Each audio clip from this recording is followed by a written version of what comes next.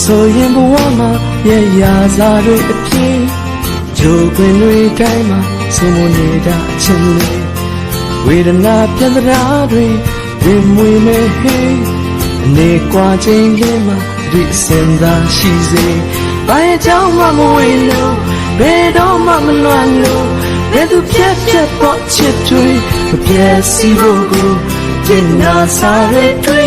ရှင်နဲ့ပြင်ဆင်မဲ့ကွယ်အချိန်တွေတိုင်းဝင်ရောက်သူ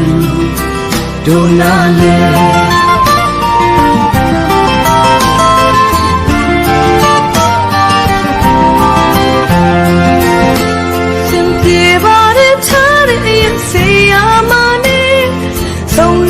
တနေ့တော့တို့ယုံကြည်ပြီးသားဘယ်ရသည်နဲ့ခံနဲ့ပဲကြိုးခွင်မှာ